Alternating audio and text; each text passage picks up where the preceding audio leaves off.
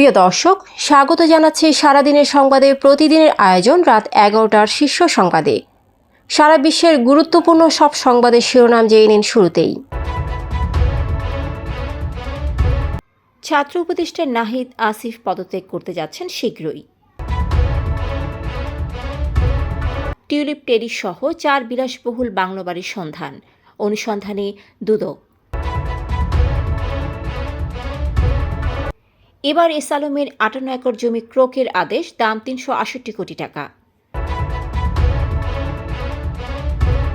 নিয়ম বহির্ভূতভাবে চট্টগ্রাম কারাগারে দুধ বিক্রি করছেন ডিআইজি প্রিজন।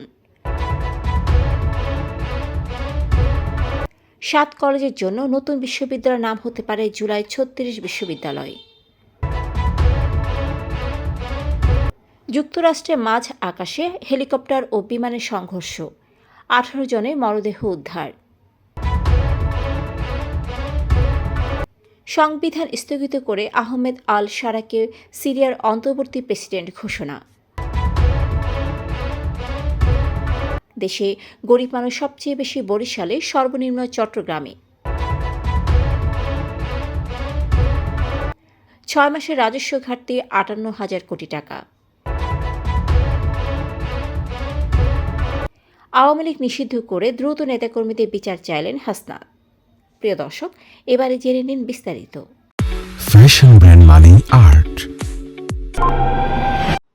জুলাই বিপ্লবে নেতৃত্ব দেওয়া ছাত্র জনতার একটি নতুন রাজনৈতিক দল আত্মপ্রকাশ করতে যাচ্ছে। দলের ঘোষণার আগে অন্তর্বর্তীকালীন সরকারের তথ্য উপদেষ্টা নাহিদ ইসলাম এবং যুব ও ক্রীড়া উপদেষ্টা আসিফ মাহমুদ আগামী 15 ফেব্রুয়ারির মধ্যে পদত্যাগ করবেন। জুনে আরও এক উপদেষ্টা মাহফুজ আলম পদত্যাগের সম্ভাবনা রয়েছে। নতুন দল প্রথমে আহ্বায়ক কমিটি ঘোষণা করবে, যার সদস্য সচিব হবেন নাহিদ ইসলাম। ছাত্রদের নতুন দলের গঠনতন্ত্র তৈরি প্রক্রিয়াধীন। দেশের একটি জাতীয় দৈনিক এক প্রতিবেদনে এ তথ্য প্রকাশ করেছে। গাজীপুরের টিউলিপ টেরিটরি সহ 4 বিলাসবহুল বাংলো বাড়ির সন্ধান পেয়েছে দুর্নীতি দমন কমিশন। এই ঘটনায় শেখ রেহেনা এবং তার স্বামী শফিক আহমেদ সিদ্দিক সহ 3 জনের বিরুদ্ধে অনুসন্ধান শুরু করেছে দুদক। দুদক অভিযোগ করেছে, গাজীপুরে শেখ রেহেনা ও তার পরিবারের সদস্যদের বিভিন্ন সময় কেনা রিসোর্ট ও বাংলো বাড়িগুলো অবসর সময় কাটানোর জন্য তৈরি করা হয়েছে। এর আগে রাজনৈতিক প্রভাব, ক্ষমতার অপব্যবহার ও রাজুকের কর্মকর্তাদের যোগসাজশে শেখ হাসিনা ও তার পরিবারের সদস্যদের বিরুদ্ধে পূর্বাচল নতুন শহর প্রকল্পে 6টি প্লট বরাদ্দ নেওয়ার অভিযোগ ওঠে। এস আলম গ্রুপের কর্ণধার মোহাম্মদ সাইফুল আলম ও তার পরিবারের সদস্যদের নামে থাকা 368 কোটি টাকা মূল্যের 58 একর জমি ক্রোকের আদেশ দিয়েছেন আদালত। দুর্নীতি দমন কমিশনের আবেদনের পরিপ্রেক্ষিতে ঢাকা মহানগরের জ্যেষ্ঠ বিশেষ জজ মোহাম্মদ জাকির হোসেন আজ বৃহস্পতিবার এ আদেশ দেন। দুদকের উপপরিচালক মোহাম্মদ আবু সাইদ এ আবেদন করেন। দুদকের তথ্য অনুযায়ী এস আলম ও তার পরিবারের সদস্যদের নামে 58 একর জমির মধ্যে বেশিরভাগ চট্টগ্রাম জেলায় এবং এসব জমিতে এস আলমের বিভিন্ন কারখানা রয়েছে।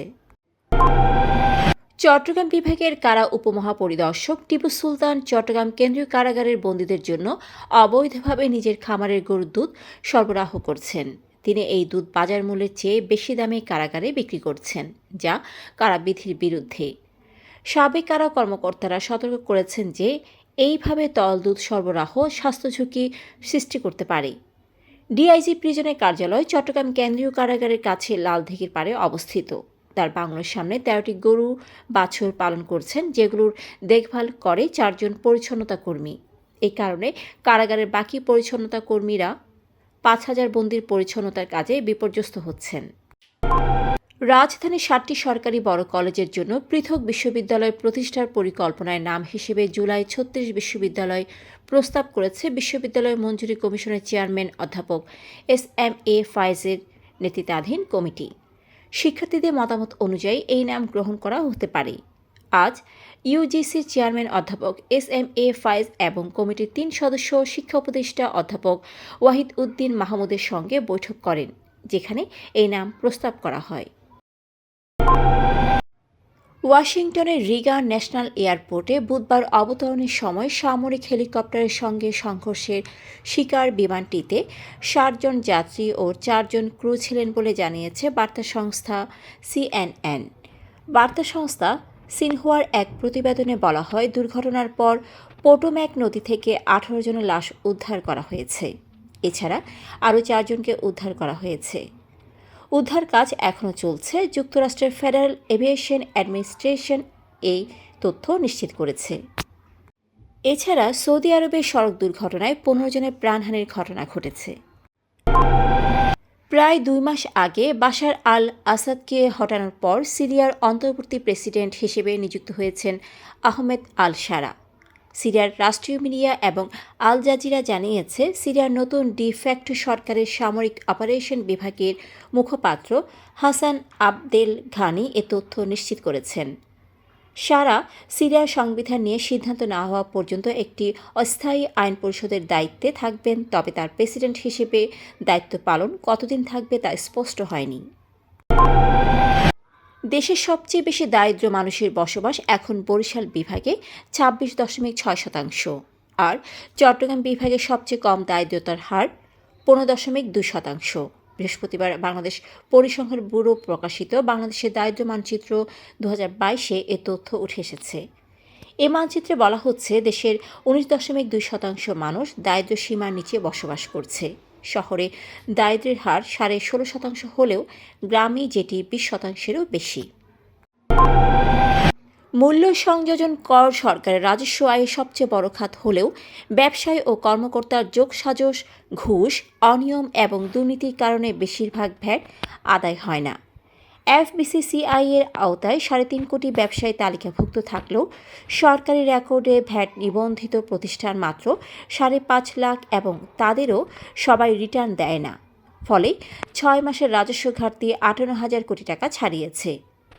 ডিজিটাইজেশনের অভাবে ভ্যাট ফাঁকি দেওয়ার সুযোগ রয়েছে এবং ভ্যাট কর্তৃপক্ষ এর আওতায় না এনে বারবার ভ্যাটের হার বাড়াচ্ছে। এনবিআর তথ্য ও বিভিন্ন জরিপের পর্যালোচনায় এই চিত্র উঠে এসেছে। গণহত্যা দায়ে আওয়ামী লীগকে নিষিদ্ধ করে দ্রুত দলটির নেতাকর্মীদের বিচার দাবি জানিয়েছেন বৈষম্য বিরোধী ছাত্র আন্দোলনের আহ্বায়ক হাসনাত আবদুল্লাহ। বুধবার রাত 10টা 25 মিনিটে নিজের ভেরিফাইড ফেসবুক পেজে পোস্ট দিয়ে এই দাবি তোলেন তিনি।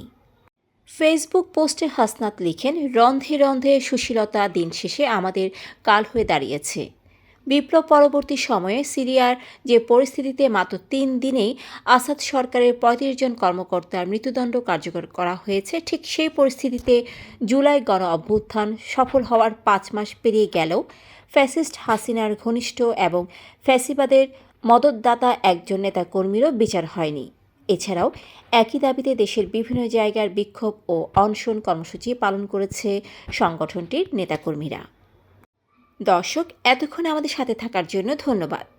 প্রতি মুহূর্তে দেশ বিদেশের গুরুত্বপূর্ণ সব সংবাদ জানতে ভিজিট করুন www.সারাদিনেরসংবাদ.com ও চোখ রাখুন সারাদিনের সংবাদের অফিসিয়াল ফেসবুক পেজে। Fashion brand money art. Men's, ladies and kids wear art. Be smart.